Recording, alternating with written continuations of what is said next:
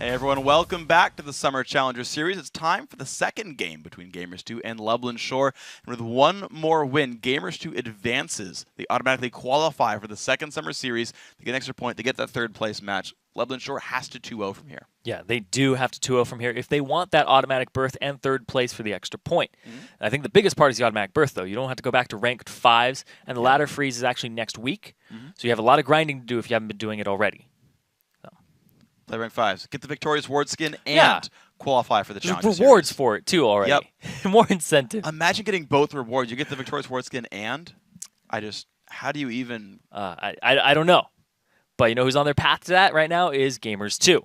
Now, Ocelot, he went 8-3-11 on Ziggs, and they flourish when they use poke comps and things that wave clear and siege and control objectives. That's really their biggest strength. Yes. Like, I think when I'm thinking back to the NIP game, Ocelot's in Italy, he was 2-2-3, right? Yeah. But that was because they kept poking people off of Dragon, poking NIP off of Baron, poking them off of turrets, and they didn't really get kills for it, but they just made them back up and give up objectives. Yeah, like, I wish there was, like, a way to track a score for, like, spears landed in front of a turret or dragon or whatever, because they need to be, like, 2, 2, 3, and 70. Yeah. Which is like, oh, yeah, by the way, you earned, like, 15 turrets and dragons this game. And it's like, oh, there's no score for that, but it's a really relevant stat in this case. So, yeah, basically, I guess the summary of it is, like, it feels like it's a damage champion. Things happen, right? If he can go make the plays individually, that's a big one. His utility plays aren't that high because he's relying on somebody else on his team to get going, where he seems to be a really big facilitator of his team. Yeah, he is. Speaking of people that are also facilitating for Gamers 2, their bot lane went big. Yuki and Dude. Gotta keep saying it because it's true, man. Yeah. They crushed. Oh, yeah. They crushed that game. 7-3 and 14 for Yuki. Dude, 2-4 and 15. Utterly crushed the opposition there. And we can see first ban there, Ziggs, coming out. No question for Ocelot. Not a single one right here. And Aurelia banned as well by Gamers 2. They might add Jax to that list on top of that one. Because again, it just, every game with Kuban seems to revolve around first pick and top lane. Yeah. It just has repeatedly now with these guys. And a lot of really bans targeted towards him, too. Yeah. I'm actually surprised that they're going to just focus a ban on Aurelia here instead of trying to leave Aurelia and Jax open and waiting for the ban first. Because you would at least get one of them, but one does a little bit better than the other. Yeah, Jax tends to beat up Aurelia. Yeah. You can't outplay it, but when you're this good, you typically don't get to. Cassidy banned away by G2. That actually frees up a ban for Lublin Shore. Yeah. They're going to maybe keep target banning Ocelot here. First picking Lucian's not a bad way to go if they need to grab a first pick here. Then you got a question, does Gamers 2 leave up Jax? Does Lublin Shore leave up Jax, but then have to first pick something else? Because again, we talked about how strong Lucian was. Like, there's a couple of games here that you might also leave Braum on the table too, which was banned previously. True. And has been just neglected. It's like a 90. He's a 90+% pick ban. So you ban Jax or you ban Braum here, or you leave both. Yeah. And you get one. That to me is the safe. If that's the clear tier list. There you go. Well, here's the question then, right? Is like Twitch. Oh. Okay. Really? They ban Lucian, pick Twitch. This makes no sense to me, actually. Okay. Oh, yeah, right. You're right. I forgot about the Lucian ban. You're right. That does make sense. I take it back. I think that's actually a pretty good play by Lublin Shore. Mockler's actually played Twitch 5 times out of his 7 games. Yeah. He's played, actually, out of his 8 games at this point. Because he played Kog'Maw and Lucian twice. Okay. So. Yeah, so this makes sense. I'm surprised then to see the Jax ban just because G2 knew there was a pinch on the top 80 carries, and then they removed the pinch on the top laners. So I want to see what this pick rate is. Okay, Morna goes back to his favorite champion of Lee Sin. They do get the Braum here, so okay, you know what? I buy that. That's pretty all right. Yeah, that makes sense to me. They want to go ahead and take that away from Kikis, make sure it doesn't have Lee Sin. It's their most played across both of them. And since they aren't going to synergize at least with Morgana, just go ahead and pick Braum. All right, been pretty decent in this one. He also does really well against Twitch. Braum does really well against Twitch. Yeah, easy to lock that guy down. Yeah, and his Unbreakable against Rat-Tat-Tat is unbelievable. Yes, it is. Yeah, absolutely it is. Well, you know what? One ban that didn't go through from G2 last time is Yasuo, so we get this now for Lublin Shore. You still get the Thresh on top of that one, so you've got ways to set up the Yasuo. You've got a whole bunch of damage in this lineup, and it's like, all right, it's time to set up this Yasuo, man. Yeah, we haven't actually seen Take Fun play Yasuo yet in the Challenger Series, so I'm really excited for this. Yasuo is one of my favorite champions, so whenever I see it, I'm like hyper-judging the person. I'm like, how well can you play this? How good is your dash? Yeah, how good is your dash management? Because you have a long cooldown between you can use the time you use it on one person, you can't use it on them again. True. So what is it like? And I'm sure that Take Fun has really high mechanics with this, so I'm excited. I'm ready. It's gonna be all kinds of great. Yeah, so one of the most fun champions to cast. We're going to see him flow back and forth across the map. And you can revolve an entire team comp around him. Oh, you can. And it's very helpful for him. We saw it yesterday with Niantanso's team, Frank Fan Gaming, where they kept trying to set him up in the top lane. And now I actually like this, where they're going to take Lulu away, because that means you can't get it onto Kuban top lane. It's the second most played behind Aurelia, and you don't get it to synergize with Yasuo. Yeah, great choice here. I'm actually surprised they didn't grab the Lulu on their first, or their second round picks for Loveland Shore. They grabbed Thresh with no contest. So they are actually saying, you know what, let's go for counter picks here. We're not going to rush pick the Lulu. It doesn't matter to us, apparently. Shyvana still works in this case, for example. Here's the thing, though. It could be a Lulu for Ocelot. Yeah. And we've talked about how when he's a facilitator of his team, he lost his last 2 Lulu games. Right. And Nidalee was open, and he's not going to play that. Because, of course... Unless JWoww goes for it. Because Yasuo is the hard lane counter to Nidalee. So they picked that for Take Fun to basically dissuade Ocelot from playing that. That makes sense. I understand that pickup here. So Ocelot going to make his last few choices suit. I think these are the lock-ins here for Loveland Shore. Eve makes a bunch of sense here. I think Shyvana is the obvious pick in this case. You do have set up for Yasuo. He was good on it last time around, so why not reprieve that? Really? Okay. So I know Kuban plays a lot of top lane carries like Yasuo, to be honest. Like, this actually works with a champion, with a player as well. So, okay, cool. I like this. that. I love like that. this too. I like the adaptation that's available here, but it also means that you know you're not facing mid lane Yasuo. I don't know. I feel like Nidalee here is really risky, just because there's enough ways in that you can break apart the siege. I feel like there's enough engaged for Loveland Shore that Nidalee's a really big risk. You have a lot of thinking to do here for gamers too, because when you're up against a Yasuo top, so Renekton would beat him up 1v1. Yes, Renekton would beat him up, but your scaling would be very poor. The Lulu against Yasuo does really well in the top lane. Lulu's going to be an early game bully, and they are going to go for it. So there's that does play to their strengths, though. I do like that, because that's more of a Gamers 2 winning strategy, is to have Ocelot not on Lulu, but on Nidalee or Ziggs or something along those lines. So I do like that in terms of their play style. In terms of the composition, though, it's a lot of poke. Yeah, and it's then just poke. That's a lot of more poke on top of that. It is poke pretty much what poke. it is. There is no Wombo combo here, which Loveland Shore, I said that they win when they use Wombo combo teams. Twitch, Orianna, Evelynn, Yasuo. There's a huge Wombo combo in here for Loveland Shore. They're playing to their strength. Gamers 2 are playing to their strength right now. This is a really exciting match right now, because everybody got pretty much what they would want in terms of style. And I like games like this, where you're like, we have this very clear objective A, and if it fails, we're done. This guy's like, we have very clear objective B, and if it fails, we're also done. And it's like, all right, how good are you at kiting away from this one? You've got so many ways to kite around. You have Braum ult, you have Lee Sin kick, you've got Lulu speeding people up, you've got Flame Chompers.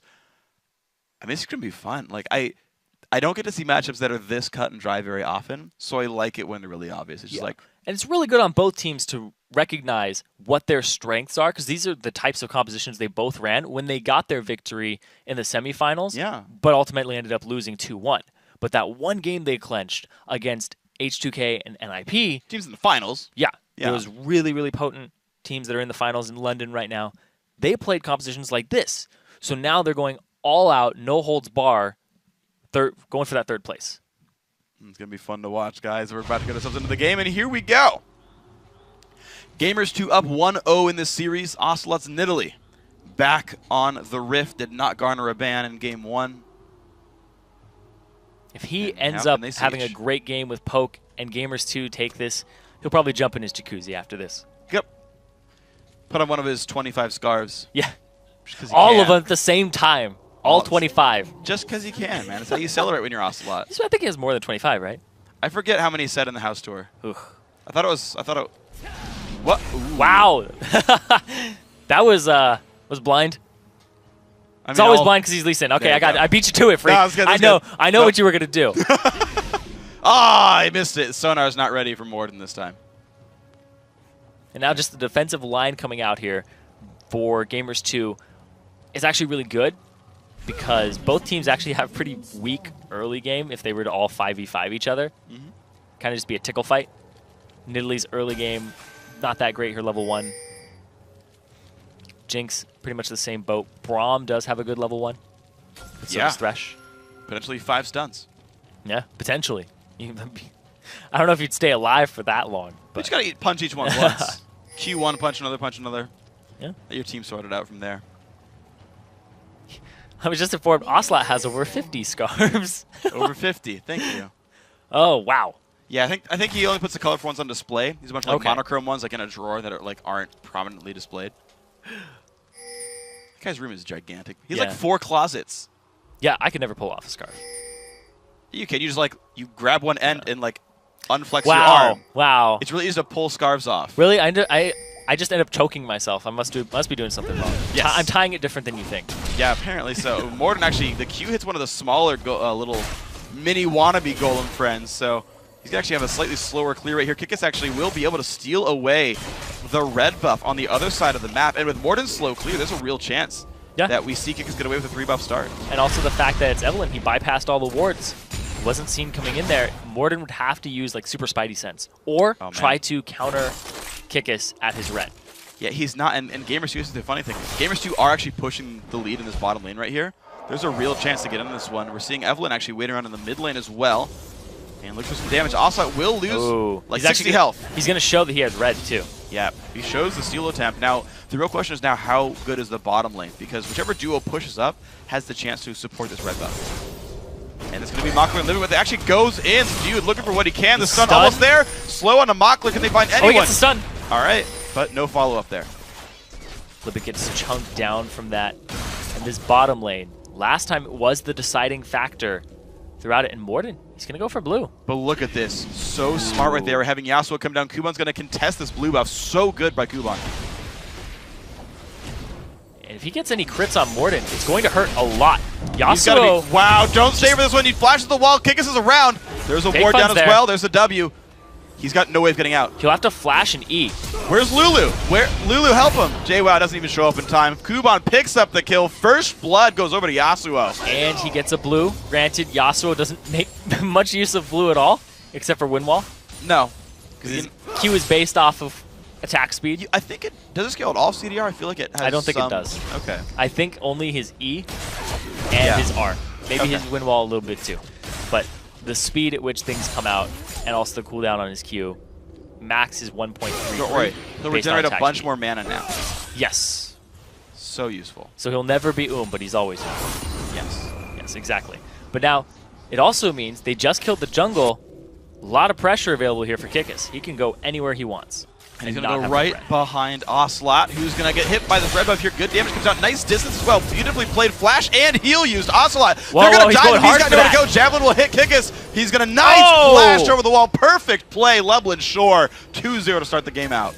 Wow, just the jungle pressure right now coming out from both sides. And now Kuban. Really? Morden's not actually going to do it because JWoww is farming underneath the turret. He can't run up and give up the CS. He's going to have a better run here. Kuban's actually burning a lot of his spells there. There's the last dash used. Now can they get into this one? Into the first they know he doesn't have his flash. He dashes in. He's going to get on towards Morden. Good slows coming out, though. You're right. The knockup's going to be attempted. This is going to be the kill for sure. They want to give the blue to JWoww. Nice. You're right. Exceptionally played Gamers 2. Getting the all part of the plan for Morden. Yeah. Wanted the blue within the top laner. So Kuban was in the situation where if he wanted the kill previously, to get the blue buff off of Morden, he had to flash, use his E. When he did that, they timed his flash, Morden comes back top, is in the bush before the ward comes down, makes the gank, knows there's no flash available, and they make sure that the blue goes onto JWoww so that he has that constant regen, because it's much better on him than it is on Morden. Absolutely. So beautifully played here by G2 to get their way back in at least a little bit. 400 gold difference between these teams. JWoww bringing the bling. So many rings and boots. Three Doran's rings. 3 rings, man. He doesn't want to get burst out by Kuban right now. You know, most RPGs you can't use 3 rings. You're capped at 2. So JWoww breaking the rules a little bit there. Ooh. JWoww, rule breaker extraordinaire. He's going to use these rings to great effect if he can. Never understood that. You have 10 fingers. Usually because the magic is so potent, you can't have things close together. That's what I've read from like manuals. Doran apparently not that much of a magician. His rings are less potent. That's why they're on the 400 gold. Yeah, it makes sense. Yeah. Makes sense. So in minigames, 400 gold's a lot of money. In League of Legends, it's like, start with that. Yeah, that's true. And gold, because we don't have a smaller currency than gold. No. We should have platinum for like every 1,000 gold. Infinity is 3.8 plat. for no reason at all, just because. And then everything, when you get like 10K, it's diamonds. Yes. But gold is now diamonds. Anyway, this bottom lane though, no advantage really created here for either side. It's just Yuki being pushed under his turret and being jinxed in the early game. He has Braum to back him up, but right now the gold in favor of Lublin Shore, but no dragons taken just yet. And here's the thing. You have a Wombo combo team that wants to fight at the dragon. You have a poke team that wants to get there late and then poke you off of it.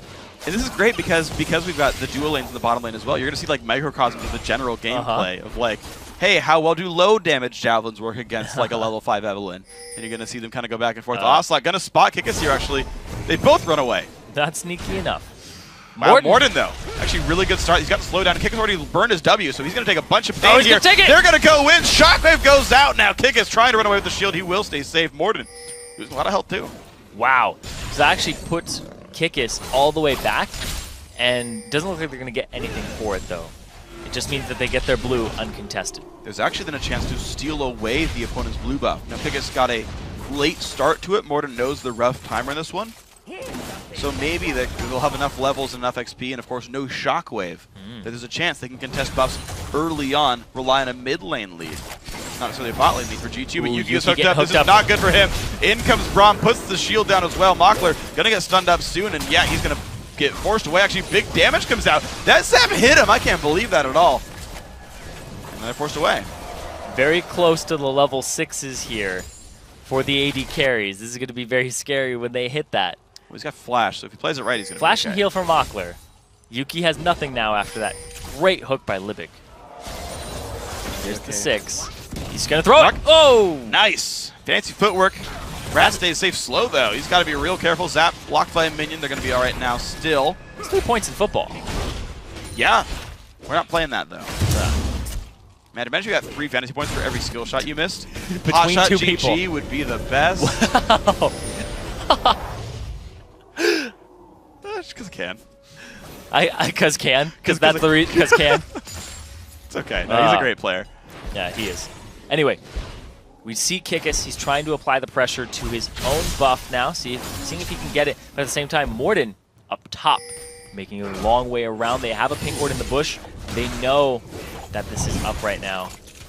And they aren't going to contest. They're actually going to sneak him into that top lane bush and try to focus on shutting down Cubon. Okay, well, the knock up on a J-Well. Yeah, this guy is very low on health. Thing is, he went Static Shiv off the recall, so he has gold income, but horrible regen and fight stats. Kickus will show to support the wave, but this actually, is... Wow. Kickus is here, and he's going to get seen by... Cubon's going to be in a bad spot. Q lands. Goodbye! The Lee Sin kick claims it. Greedy from Cubon, not the right play. Now G2 has 2 kills in the top lane. Hey, that's what happens when your most played is Lee Sin. You know how to land those Sonic waves. And now they're going after Kickus. Oh, goodbye, Kickus. The flash not gonna matter. Red buff goes to JWoww. This top lane is snowballing. Now you're kind of seeing why they first picked for him in the first game. Oh, yeah. This seems to happen a lot. Oh, yeah. And they got the Lulu top who will just crush the lane. And they're just continuing to apply their pressure here. Very good job there by Gamers2 now to put a crowbar there. And at the same time, they don't get punished for this because the jungler was top. They're going to get the turret, 2 kills, red buff, and they don't lose Dragon. They don't lose a thing for it. Actually, Dio can actually take a bunch of damage. He's got to be careful. Mockler and Libic putting some pain down, but the stun comes out. Minions tanking the shots still. Mockler takes a trap, though. Ulti puts some damage down. All right, why not? He's going to figure the wave out. Okay, so Lublin Shore down to the bottom lane. Actually holding a lead with this Twitch. Ooh, they just poked him out. They might go for Dragon here for Lublin Shore. And they have grouped the team up. This is a nice play for them. They still got Cubon on the top lane with his teleport, but Hughes just shoved the wave out and gotten his static shiv. Libic gonna look for some damage onto Dude, pushing him away. Krikus comes up for this one. Ulti pop, but doesn't find too much. Krikus wants it, and the hook comes in. Libic claims the kill. Now Lublin Shore one more time in control here. What happens when you have to ward? You have to put yourself in that situation, and he was too far up. But there's nothing you can do about that because they didn't wrestle control of it earlier. That's not a thing. So look at this now. Lublin Shore, they were tied in gold from that kill. Now they've got a 1,000 gold lead. Well played to pick up that kill. Their bot lane, I was talking about it a second ago, are actually winning 80 to 73 in minions. The kill as well now from that Thresh roam. And this is good. It's different sides of the map now. Not only the comp's different, but it's different sides of the map that are winning their lanes. Yeah, that's absolutely right. They just swapped it. And now the top lane, JWoww, he's all good by himself right now. Going after Cubon, and he's very close to getting that top lane turret for himself. go ahead and try to deny what he can, but Kuban's not really doing too much here. Yeah, that's a big thing, is that Wind Wall doesn't really help you against Lulu. Not a ton. Because Help Pix will just do the damage straight to you, and then you can Glitter Lance off of his own body. Yeah, and even the, I think Pix itself will still attack. Even if your attack itself dies, Pix will still get like that 12 damage down. Because it originates from Pix, not from you. Correct, Amundo. Well, short. Ooh, Shockwave actually in the mid lane. Ocelot and Morden won't get their way in. Top lane turret does go down to JWoww. So Gamers 2 get some gold back. They're within 400 here. Evelyn kills off the white camp, soon to be Grump. It's the first dragon that they've given up all series. So Gamers 2, they don't have the same type of objective control and presence as before because their bottom lane isn't as strong in the early game. So they're going to have to transition later on into a siege comp that can't... But here's the thing, is they're going to get flanked. You're going to get flanked by Kikis coming in with his Agony's Embrace, and then you're going to get Wombo comboed on. You have to ward up your sides in the later game and make sure the Kikis can't get the flank in the slow. Which means Yuki can't buy a Doran's Blade as a 6th item. Yes. Better be a pink ward. Yeah. Do it right. So salty about that. I'm saying, man, selfish. They still won, but not in the right way. Buy wards, AD carries. Hey, it's not all Nexus about you. explodes the right way. True. I think a forfeit's the right way too. Surrender. I mean, as long as it works. Long as you win, I suppose. Yep. But don't hit people when they're DC'd, and then you're okay. Oh yeah. Then you're a true sportsman. Still have huge respect for that. Yeah, absolutely. Well, Gamers 2 looking for the way in on this game. 500 gold down, and at some point they've got to group up to make the siege happen. Zap is not going to hit right here. 3 kills per side. Buff control attempted. Nice dodge by Yuki. And some slows on Olympic. Javelin hits as well. This is not good for him. Rocket comes out. He stays alive. But now Olympic on very low health. Can't easily participate. And now they get their own blue. And this is Gamers 2. Like I said, they like to poke you off of objectives and make it so you have to back and they get something for themselves. Granted, this time they get their own blue buff, which should be theirs rightly, just by territory. And they end up securing it, which is great, because otherwise they would have just lost it and lost control. Because now you want that on Ocelot. It allows him to siege, allows him to poke out people. Yeah. Ori versus Nid with a blue buff difference is like a really rough matchup. Yes. You definitely have to control that or you're going to have a really hard time. We saw that actually last game. Yep. Where Ocelot just would not get pushed out of lane because there's never a blue buff on LeBlanc. And now the blue buff up on Loveland Shore side. But no Orianna. Take Fun is not around just yet. The kick is going to have to clear. He's going to clear the mid lane. It's going to stop Ocelot from going back. And now they're going to set up for the contest. Yeah, we'll see if they can. Right now, Morden's still grabbing his own red buff. But if he can land one spear, it makes it so much easier for Morden and himself to contest the blue buff. True. See if that's going to happen here. The skill shots can come out. They are outnumbered, though, because Kuban is right there and JWoww's a little further away. He has TP if he wants it. Morden does get pushed down. Shotgun. They want this fight, and there is the ulti in for Yasuo. Look at that. Kuban helping the team take the kill. Take Fun gets the credit for it. Now Ocelot's got to be careful. Knockup is there for Yasuo. Lands it onto Ocelot, and there we go. Big damage coming out. He's a couple hits from dead. Flashes. Summoner heals as well. Jumps to the brush. Knockup not quite going to hit there for Kuban. Now JWoww's in the wrong spot. Ulti comes out from Eve, but look at that wind wall. And look at the slow comes out. They're going to be okay. Yeah, Morden was looking for the invade there, but of course Ocelot didn't land any of his poke beforehand, so they were still going to go for the aggressive play from Loveland Shore. And Kuban comes down at the right time. He's there, JWoww isn't, and isn't there for the wild growth and the disengage. Oh my gosh, Take Fun takes another javelin, does not shield himself in time. Oh, the Kikis is off on the right-hand side. Here comes Super Mega Death Rocket. Oh! Hits him in the back of the head. He walks up. Oh, nope. Nope. Nope. That might have hit. He did take it for Take Fun. Yeah. Thankfully, you know, some teamwork going on there. Gonna heal back up, join up again in the lane. Now Ocelot does probably have money for a Thieves, but Take Fun's already bought his and is on his way back. There's an advantage here in the mid lane for Gamers 2. They have 3-on-1, and Take Fun's a little far away, so they're gonna get this turret. They get the damage, they get the pokes. Nicely done. Gamers 2 now 2 turrets to 0. Yeah, they get the blue. They're only down 1 kill. Morden does get the blue buff steal. Very well played by these guys. Only 200 gold down. So he sacrifices his life for a blue buff and a mid lane turret. Great, worth it. Definitely worth it at that point. They put themselves even in gold. Now, big thing is they're going to have those blue buffs for the dragon. And Orianna's not going to have a blue buff. Take Fun is not going to have this blue buff for this dragon, which is really big for Orianna, because you want that lower cooldown, especially at level 11, when you're just trying to smack your ball around, and he doesn't actually have max command attack yet. True. It's the bursty setup, not the high mobility sort of one. Kuban gets himself a Vamp Scepter on his way up to the lane. Zerk Greaves on there as well, so going for the standard Ruin King second build. Seems to be the normal situation for Yasuo's nowadays. Kickass knows Dragons up in 14 seconds. Teleport available for both top laners. Pink wards are down. Dude trying to play the ward control game. The ward just came out of nowhere. Dude, freaking out on the inside. He has no idea what's happening. Ah! It might be a ghost. I don't even know what's real anymore. Wards come down. Oh, I put it right in the sweeper. That is unfortunate. Pink wards on both sides up there. Ping's coming out. TP available for JWoww. Kuban already en route. Mockler looking for an assassination, though. Damage on a Dude. Slow comes out. He's going to be okay. Takes the lane to back out. Mid lane has been pushed right now, actually. You've already got Ocelot down with the team, which means that wave comes in. It's free gold for Loveland Short, not picked up by G2. Ooh, they might get pinched in here. I don't know if G2 wants to pinch in, though. I think Loveland Shore might pinch in. Oh, yeah. They are flanking from multiple sides. But G2 can push out towards the blue buff. Like, yeah. They're not going to easily get force engaged, except for that Dude. Pushed up. It's out. When you're flanked by an Orianna team, your attention is split. If you're not paying attention to the ball placement, you're going to get punished for it. And right now, Yasuo is trying to come from the left side. So he might force you onto the ball. Flash shockwave onto 2, and there they go! The damage comes across. Now can Loveland Shore win this. JWoww low, flashes out, he stays alive, rocket hits, but not enough damage to can pick up any kills. Mockler forced to run away though. Javelin hits Take Fun. G2 hold on to the fight. Both teams are playing their strongest type of team comp in their style. You can see it right there. Nobody dies. Flashing HP for both top laners. They both have TP though. If they can back, they can TP back into the fight and be healthy. They're both doing that. This is going to be a decisive dragon because it's not only going to be just going to be a dragon, somebody's going to die off of this, most likely. Gamers 2, unless they get poke, they're not going to win this.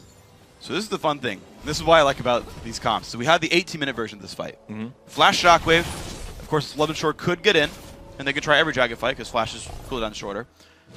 Ooh, but they didn't have the burst to pick people off. Lulu had enough AP to save people. I want to see what happens as items come in. What scales faster, the disengage or the blowing people up in 1 second? We'll have to see. Both top laners decide not to use their teleport.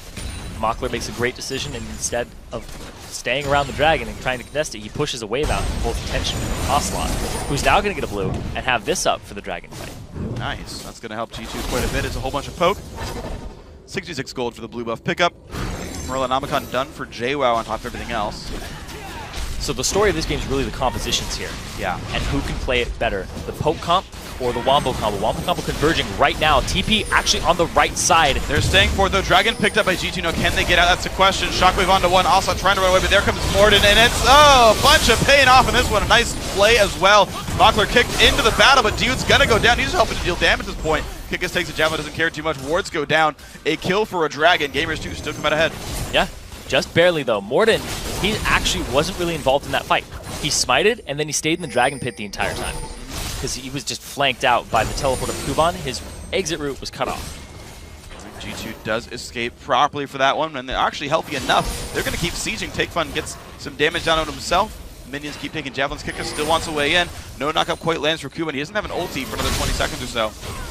Can they find their way back in? More poke back and forth. G2 playing the siege constantly. Bottom turret goes down, though. Mockler getting some extra gold for himself. Doesn't want to keep splitting. He's having a much better game this time, too. Yeah, he is. He's got the 20 CS advantage coming out of the laning phase now. And look at this siege coming out here. And Jinx takes turrets so quickly, which makes her so good with this poke composition. So once you poke somebody off, the couple of seconds they give you while they back, worth even more. Yeah, she has the, I think the I think Kog'Maw has more. I was going to say like almost the longest range of any level 9 champion. But again, I think Kog'Maw's W puts him a little bit farther than this one. Tristana has like a single digit higher. At 18, but I'm saying at level 9. At this stage when you see Jinx. Jinx is arguably the safest champion in this case because it's not even, it's a toggle as opposed to a cooldown. So, and then hey, if you're safe, then screw it, minigun. Oh yeah. Most definitely. As long as you can stay safe, best champ for this comp for sure. And the fact that it's a permanent attack speed steroid that just, as long as you're attacking. Yeah.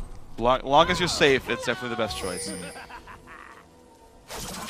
Jinx looking for the poke. There we go, back in on the turret. Damage comes through, but you can see they have to back up Kuban. The wind walls hold them mostly safe. JWoww on the wings. He's got to be a bit careful, though. He's flanking pretty far down. Flay's going to miss. Libic will not go for the hook here. Take Fun actually getting poked out. He's below half HP. He's going to lose his blue here, and Kikis.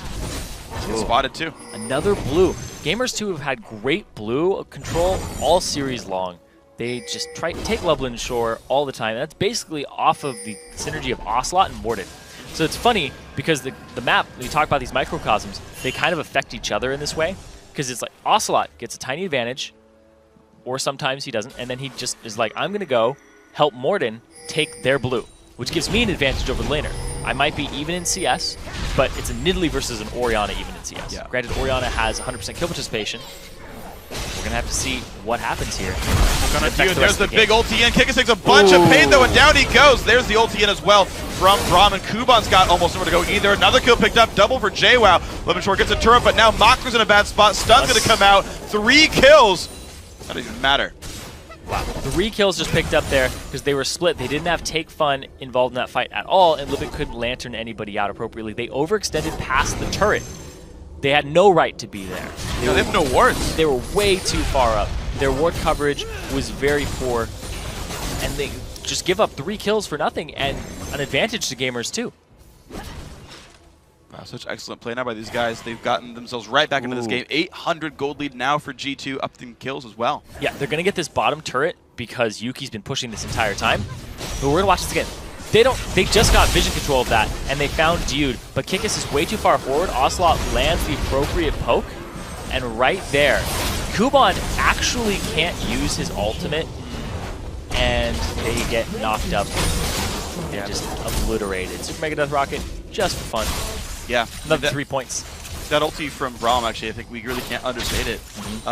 Yeah, preventing the ulti from Kuban, which would have prevented damage output, would have made him tankier as well, which would have allowed time for Makler to kill people. That fight easily could have been a different way if Dude didn't ult right then. So, very important time for everything involved. Of course, we saw bottom outer go down during the replay. Yuki got that one. So Gamers 2 now farther ahead, 1,000 gold up in turrets, up in kills. And it's pretty much a full damage build here for JWoww. Of course, he doesn't need the Athenes. He goes for the Morello. He's got the cooldown reduction. He's got all the rings. He's going to start selling them, getting some more goodies for him. But Kuban. Yasuo has very distinct power spikes based around crit items. And since you delay your Infinity Edge by going Blade of the Ruined King, standard build, you have to wait until about like the 25-minute mark or even further than that to actually get to that point where he has the 100% crit and he's at his full damage potential. So we have to wait for that. Or Gamers 2 can just poke it and end it before that.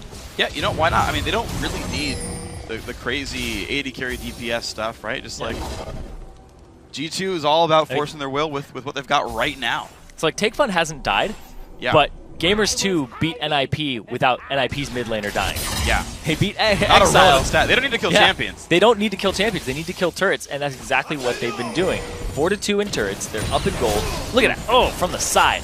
Going to force Lemonshore back. They can't realistically try to fight a 5v5. 30 seconds on Dragon. If they get 1 kill, ooh! All right, Tanks and He's going to stay safe, but Lemonshore now losing even more health. They're really far back. It's going to be hard to get the Dragon back.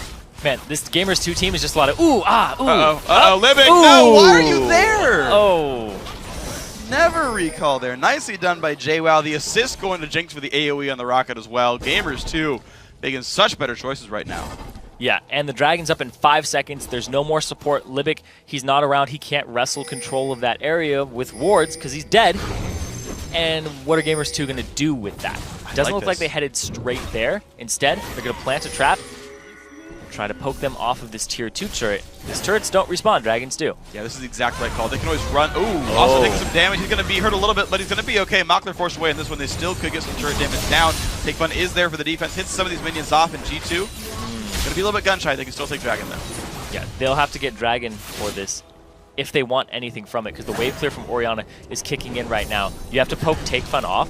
When you're a poke comp, if you get rid of the wave clear, you pretty much get an objective. Flank coming for Kuban right now. He TP to the ward. It's a 5v4. Can the next one happen? There we go. Damage onto Yuki. He's got to be careful. Ulti in from Dude. Shotgun hits nothing. A sombrero there. And Morton is kind of wreaking havoc in the back line. Kuban gets one. The Yuki goes down. 1-for-0 so far. Loveland Shore. And we've had the trade back onto Evelyn. Dude still falls. So Kuban getting big damage through in this one. Libic getting hit up now. JWoww trying to keep himself alive. Flash goes nowhere. He falls down as well. 3-for-1 to Loveland Shore. There's just a lot of panic there from Gamers too. In the overall, they're going to give up Dragon for this too to Loveland Shore, who are going to take a gold lead off of this. I don't know why G2 stayed at that turret after the first attempt for sieging failed. Libic respawned. They could have ran back towards Dragon, and they let the flank happen. The exact kind of fight Loveland Shore needs is get around behind them, separate the poke, find a way in. I want to see that again because that was just... Overall, there was a lot of different misplays that happened back to back to back there. From both sides, actually, because the Shockwave completely whiffs. You're going to see it here, where Takefun actually uses it on himself. Nothing happens from that. Kikis is trying to get in the back line, but Yuki gets destroyed. And then there's, in the end, the flash from JWoww, where he flashes in place and basically does nothing. Yeah. He tried to get over the wall. It's too far from it, though. But overall, it was a good play by Loveland Shore, despite the fact that the Shockwave came off from Takefun on a nobody, because Kuban got into the back line, and he got onto Yuki, who's a priority target with no escapes, because Dude abandoned him. He's too far up. And JWoww wasn't there to use Wild Growth on him yet. JWoww is actually the most fed member of that team. And I actually like what they've done with his build. He's going towards Lichbane, trying to be a split push threat. Mid-turret goes down, Mockler in tow with the rest of the team. 5 men there. Forced him farther back. Okay, disengage for now, and the game's back to 1,000 gold. Loveland Shore now winning. I like Lichbane next on JWoww, because he can use his individual power to split push, remove the wombo combo, right? Kuban has to defend him. He's not part of that engagement. It's not going to work for Loveland Shore. And now the siege is coming out. Ocelot isn't here to poke people off of the turret just yet. And JWoww, he wants to flank from the side. And they're going to try to go for this. Libic. The ulti comes in. JWoww taking a big burst of damage and no Jinx Rocket hits. This could be bad. Shockwave gets one. And now Dude forced to run away. He's going to be a second casualty as well. They trade back on the Evelyn. Loveland Shore win that fight 2-1. Morden goes in. Can't find Kuban just yet. Gets healed back up. Wow, the Orianna kick. Beautiful play there. Double kill now for Yuki and Ocelot on the chase. Good wind wall. Mockler nearly gets hit by the Q. And his timer's going to run out soon. Oh. They see him. I saw him. He does run quick. He's got Phantom Dancer. Kuban's still getting chased down by Ocelot spears at the same time. I think he's out now. Mockler continuing to walk by wards. Ocelot looks for Libic here. Mockler soon to have that Q back up 2 seconds away. Rocket hits Libic. One hit from Dead. They're going to get the damage down. No way he's getting out. Kill picked up. Libic goes down as well. Look at that. Gamers 2 turn it around. 4-2. A big part of that was the flank that came off, and the last breath was used on 2 members. They get both of them, but then Morden comes up huge with the kick backwards. That was what really sealed that deal. Absolutely massive, man. Morden, favorite champion. Oh, yeah. So Libic is very low right now, but then the Shockwave comes in, and they miss the Super Mega Death Rocket, but it doesn't matter. Right here is where it starts turning around. Kikis gets killed by Yuki over the wall, but then Morden takes that all the way back, says, oh, well, I guess I'll kick Takefun into my team. They pick him up, and then they just chase them down from here. Ocelot just landing spear after spear, and the wind wall used very early on. So you won't have that, because it's actually fairly long cooldown, and you max it last. Sure. But man, what a back and forth game this time around. Yeah. Geez, 2 kills off, and these actual teams. Well, they're both playing it really, really well. Sure, yeah, but like both these teams have actually been close in kills both games. Yeah. Game 1 is really close in kills as well, but this is a lot of lead changes. Now only 200 gold difference. G2 just barely ahead in this one. 4 turret kills to 3. No Dragon up for a short time. But G2 trying to set up Baron Nashor now, and of course, again, they've got poke, they've got ways to land some damage from out of range before Loveland Shore can react. And I love that both teams understood their strength at Champion Select, and they're playing the comps that they love. So can Ocelot poke people off of objectives? Can Takefun get the shockwaves he needs to set up Kuban? And then Mockler on top of that. Look at Kuban's build. He was rushed second out of Banshee's Veil. Yeah. He doesn't want to get interrupted. He's not that burst, but yeah, he really cares about not going down the javelins. Yeah. not getting ulted up by Braum and having the chance to get his ulti combo. Happened once already. Sure it did. So he didn't go for the IE, he delayed that even further and goes just for the tankiness, because as long as he gets his ultimate off, he's going to get the penetration, the bonus penetration. Sure. But who cares about bonus penetration? The damage. There's actually a risk that he just isn't a threat anymore. Like, I want to see... I mean, the cool thing is, like, Mockler's pretty big, actually, right? Like, yes. Mockler's close to Last Whisper. Mockler, 31 minutes is a little bit slow on Last Whisper, but it's okay. It's still acceptable because there's no real tanks on G2 anyway. Yeah, and I'm actually surprised that he's going for Last Whisper, considering if you look at what Yuki's doing, he's going straight IE afterwards. He's not going for Last Whisper because there's no tanks. It's a very squishy game. I'm glad Yuki understands the power of not buying Whisper when you don't need it. I'm so happy for Yuki right now. Freak's got his fist in the air right now. There's power to the people, power to the AD Finally, carries. someone understands AD carry itemization. Somebody understands Freak, Yuki. Yuki is now my new favorite AD carry in the entire world. Just because he builds properly. Okay, okay. It's the only reason. I don't even know the guy. Yeah. Well, his lane partner's Dude, so I like that. At least I've met Dude. I like that name because it has a liquid U in it. Dude. He should be playing more Nami then. Okay, okay, okay. I'll give you that one. Give you that one. He does actually play no Nami. That's too bad. From what I've been seeing in his match history. Sounds like LMQ's jungler. No Nami. Okay. Okay. I had to think about it. I had to think about it. Thank you. Yeah, of course. Oh, we are back into this game. Of course, Dragon's up in 18 seconds. Loveland Shore going to get blue buff on Take Fun. Morden's going to find a way in on Limbic and Mockler. Oh, no. Twitch goes down. The Rat's been exterminated. Now Limbic in the wrong spot as well. Morden shows up. Yuki executes. Take Fun forced to flash away. Morden still wants more. His Q is up. Does not land it. What set up a lot of that is the fact that they were on the wrong side of the map for Cubon and Kikis. They were up in the top left, and then he TP's down to the bottom. He's answered by JWoww just now. But that means the TP is not available for this Baron. Kikis off on the left side, though. Okay, 4 versus 2. Jungler and mid laner trying to defend against G2's lineup there. They saw him over there. Yuki knocked in the ice. They did. That's actually pretty important. Their flash is up for Eve, and Kuba's made it across as well. They He's going to be still there. Shockwave for Lulu. Last breath this. Oh, man. This could be gigantic. Windwall's down. He finds Asa. The 1v1 is on. Gets some good damage down, and there's the 2-man Shockwave. He's going to keep going into this one. There's the knockup on Kuban, though. He's going to be getting in on this fight. Can he get it? No, he cannot. Out he goes, and the kill's picked up by Ocelot. He gets the slows down into Kicks, but Baron is regened up, so they've only lost 1 kill to stop the Baron. Yeah, they stop the Baron.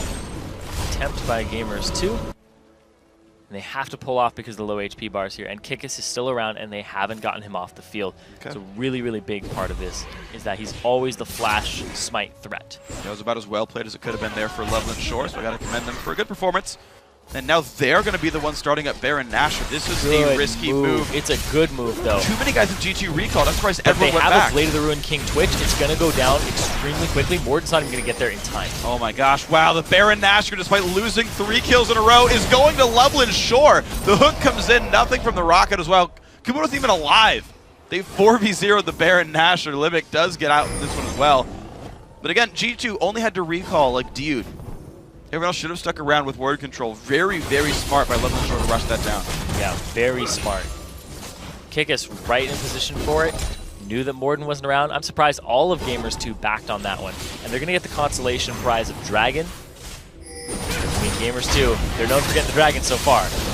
Gonna make the gold back to their favor. There is only a 1,000 gold difference, 1,500 actually at this point, which is a lead for G2, but it's up to Loveland Shore to make use for the next 3.5 minutes of the Baron buff to get a lead back in this game, get items in the right people, and make their comp work some more. And now Gamers 2, kind of on their back foot right now. They don't have all of the wave clear that they need. They have Jinx. She does fairly well at that. They have Lulu. She'll do that as well. Take Fun, on the other hand, he'll instantly clear the waves and then try to set up the fights. But will you get poked out?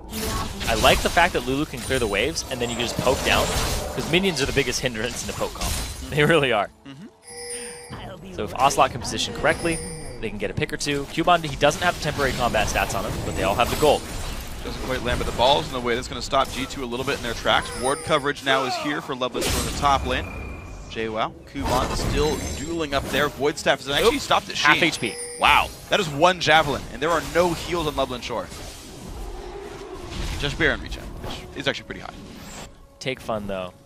If you're poking out the mid laner, that's the main person, the main mid laner or AD carry is really what a poke comp wants to get rid of. Because you get rid of the mid laner, you get rid of their siege. You get rid of their wave clear, typically. Yeah. You get rid of their AD carry, you get rid of their potential in a team fight to turn it around with just sustained damage.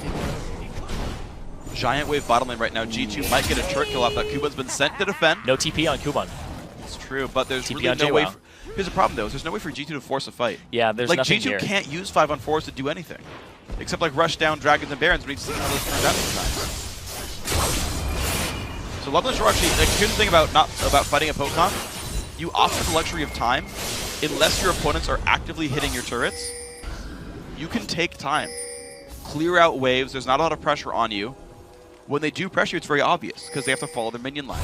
They don't have a tank to like get there in front of the turret. I mean, yeah, okay, you're getting items on Dude, you're getting items on Morden, but like, Mockler still kills those guys. Yeah. Mockler's going to shred through them pretty quickly once he gets his 4th item, which I assume is going to be IE, based on what he did last time. Yeah, there's no way you don't go IE here.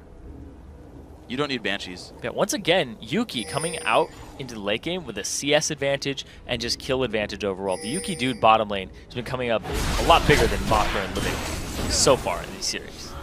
Yeah, I absolutely agree. They've been so freaking phenomenal. 3-1-3 on Yuki here. This Jinx has been really big. Last Whisper now getting started, which is the right timing for it at this point. Armor levels enough that you'll care.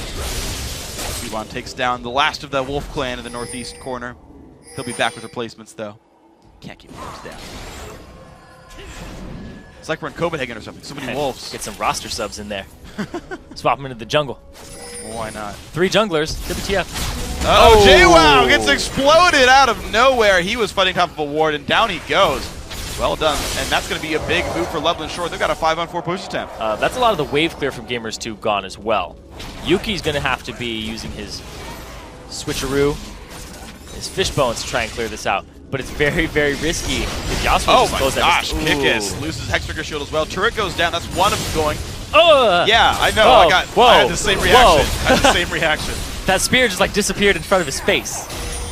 It's gotta be weird. I don't know. It's like hitting you and it's gone. It's happened again. Libic. Evelyn just hit a trap. She's real low. Oh. Yeah, Kickus, you gotta run, dog. I hope there aren't any like in these bushes or anything. He runs into one. Yeah, I would kill him. Just, whew. It's okay, he's gonna heal up on this camp. Yep, smites it. There we go. Yeah. 300 health is alright. They're looking for him though. Sweeps the ward, smart choice. And there he is. Okay. Kickus will stay safe, and you notice that the recalling and backing off right as JWoww respawns, so G2, they have to set up their siege, and Loveland Shore will be healthy and available in time when that siege happens.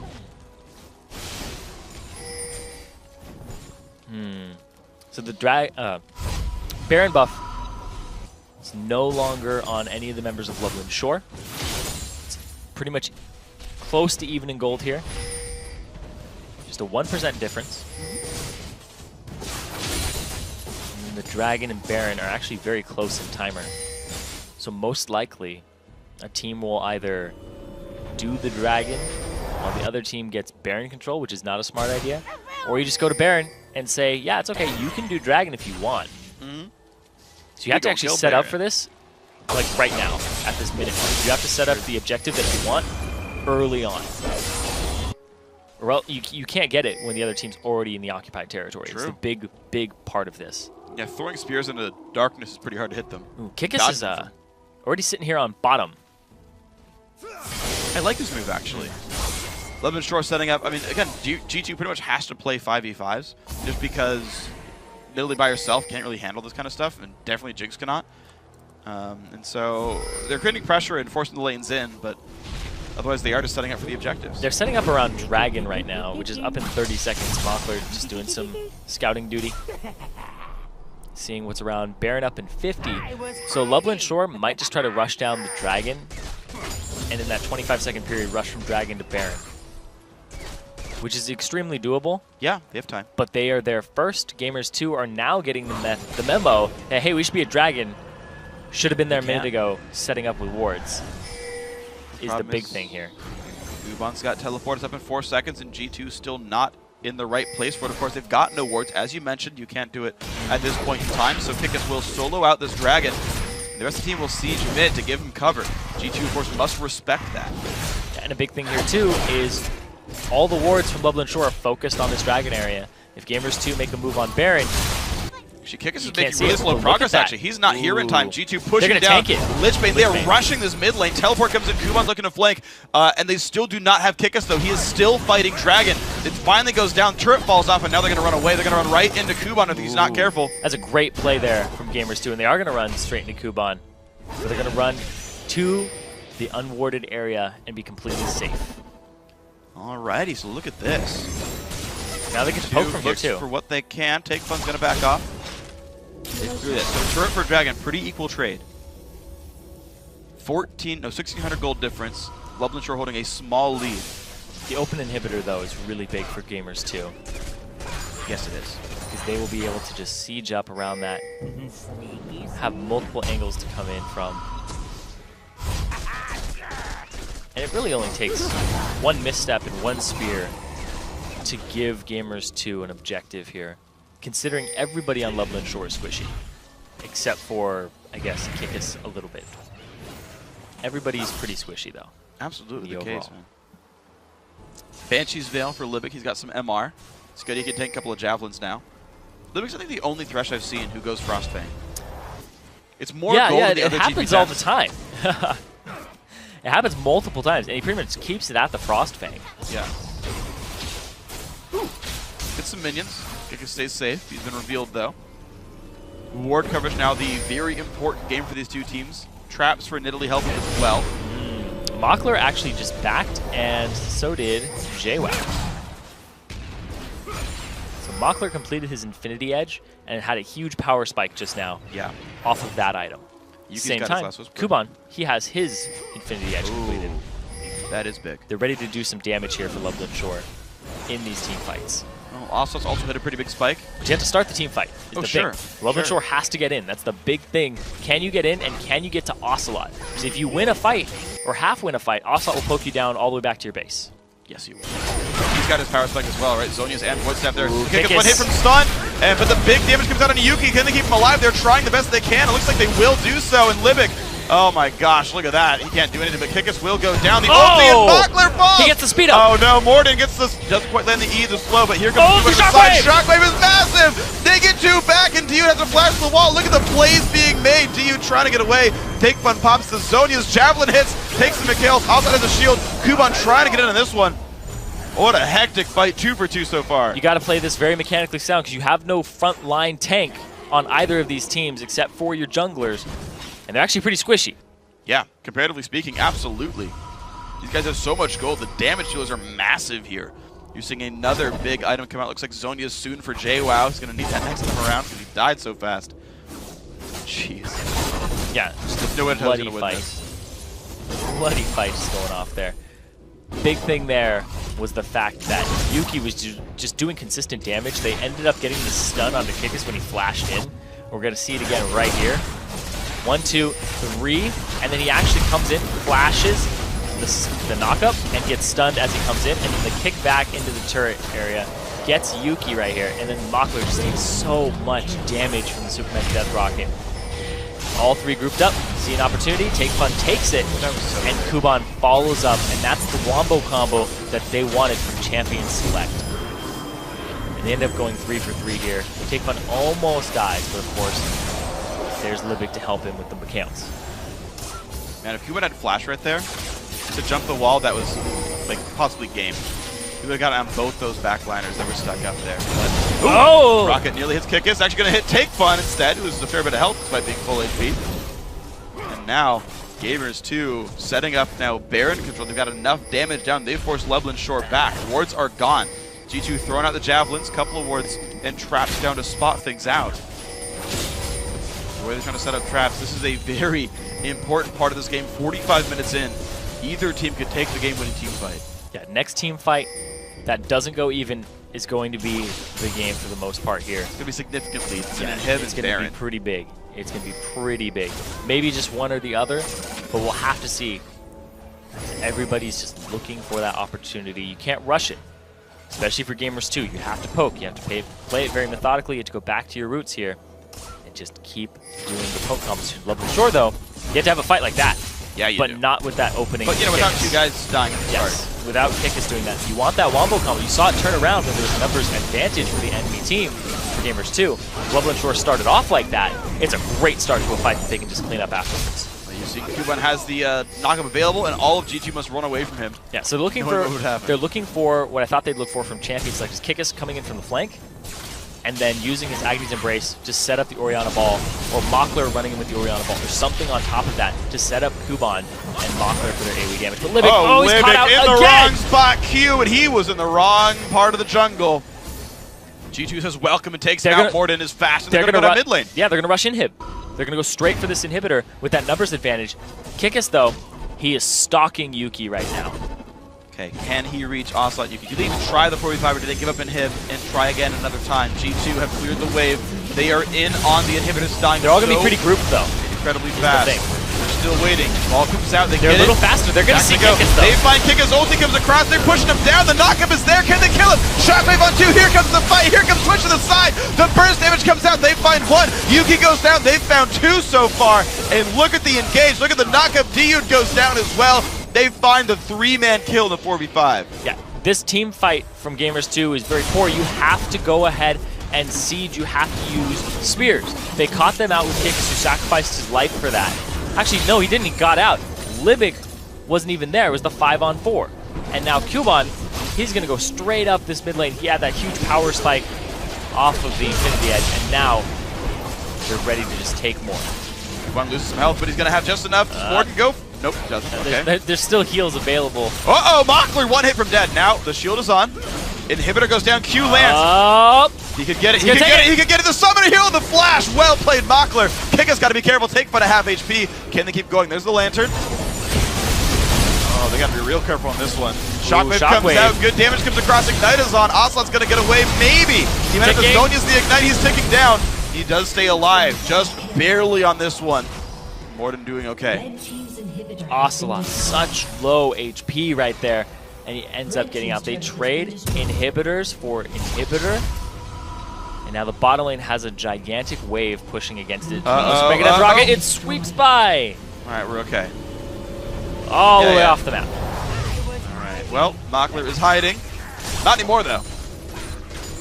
Gonna clear things out and kill off these minions. All right, we are happy once again.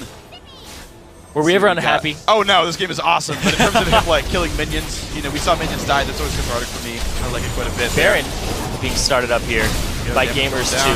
Last time they tried this, didn't go too well. Mockler, he's on his way. All the wombo combo available except for the Shockwave. Coming in the best he can. A lot of damage coming out. Baron actually losing a bunch of HP. Kikis wants to go away. It's going to be spited away by Morden, though. And here comes the fight. Kikis the front line. Shockwave available now. Backwards. Can they find it? There's the hook in on Yuki. He does not want this. 3-man Shockwave. And a 3-man knockup for Yasuo as well. Yuki goes down. Loveland Shore just finding the fights despite Baron. 3 for nothing here. Knockup on a Dyud as well. This could be the game-winning push. Kuban in on Dyud. Another knockup. A triple kill for his Yasuo. And they've gone in towards the mid lane. Kuban playing to his strength as a carry top laner. Basically, before that fight started, the Baron went down. Takefun didn't even have his ultimate. Uses it there. Kuban follows up. Perfect fight. And now they're going to try to end the game. Well, 50 seconds to do what they can with this one. And here comes the damage happen. By the way, Windball does not stop turret shots, but who cares? It is a 4 versus 1. Morden alone to defend the Nexus. And Loveland Shore want to pull it back to a game 3, and they will do so. 49 minutes. The top lane Yasuo is huge. They pull it back to a game 3. Having a game 3 for the 3rd, 4th place match here, and the auto berth into the round of 8, and not having to go back to the ranked 5's ladder. Freaking phenomenal play by these guys, man. And this is now the tense moment. It's really big one. Well, they both played their strength, and Loveland Shore came out on top, even though Gamers 2 had a substantial lead for a while, and it just got closer and closer. Then the team fights started happening. Yeah. And Loveland Shore, like just by looking at their team composition, and in the early game, we talked about how you have to pink ward the sides. You have to keep Kikis away from your back line, or it's going to slow him just enough so that Kuban can get there. Takefun can get there. Put yourself in the Baron pit. You're all just right clumped up there for Takefun. As soon as his Shockwave came up, the instant it came up, he was like, yep, throw my ball back there. Kuban, go. And triple kill immediately for him. Yep, and that was what I was looking for, actually, was like, how are the comps going to scale? The 18-minute Baron, or the 18-minute Dragon fight. Shockwave, 2-man Yasuo ulti, disengage. Okay. 45-minute one, Twitch 2 shots people. Yes. And you're like, oh man, Gamers 2. Like, it's so hard to respect the Shockwaves the whole time. You get in the Baron pit, life's difficult. You try to, siege up and you run out as a group, 2-man Shockwave. You lose 2 members immediately for that one. Loveland Shore played it patiently. And then they found the openings. The fact that they chose to fight the 4v5 in the mid lane after they lost the mid inhibitor. It's like they're just retreating. Like there's nothing else for Gamers 2 to get. And they're like, we're going to 4v5 this. That was actually one of my favorite games that I've seen in the Challenger Series because each team played to their strength and there wasn't really a whole, like this was a star player on either team because everybody came together. Even the losing team Gamers 2 in that match had a really good showing all throughout. Like, there's really nobody you can be like, yeah, they could have probably stepped it up a whole bunch. No, everybody's playing really well at that game. I really think so, yeah. And the individual performances, I like the ones that turned around as well. Yes. JWoww started out massive. I think I would have liked to see G2 use him as a split pusher a bit more. Yeah. I think the fact that he was ahead, he could have beat up on Yasuo a bunch and pulled apart the team. Again, Lublin Shore couldn't play their comp without Yasuo. There was like no way they would win a fight without Yasuo. And G2 didn't try to pull him away. Yeah, that's JWoww true. didn't. And the thing is, like, he went after Deathcap Sheen, and I was like, what a great choice. He's going to go Lichbane. He's going to be a split pusher. He's going to have turret pressure. And it's going to completely screw over Lublin Shore. Then he grouped up for 5v5s. And he got And shocked. they kept losing 5v5s. Yeah, and I feel like that was the one adaptation I needed to see go differently. I actually think Poke with a split pusher. in this case, yes, because you're facing a hard 5v5, and the only anti-split push is a key part of the wombo. It's either Ori or it's Yasuo, and those are both required for the comp to work. And I think that would have been big. I actually think back to the spring split. Gamers 2 fought. I think it was. I want to say it was SK Prime. Okay. The old SK Yes, Prime. SK Prime. When they fought Trundle Yasuo, and they had no idea how to deal with it. They had no idea how to be. Oh god, they would just like get picked off out of nowhere every single time because they didn't know how to react mid game.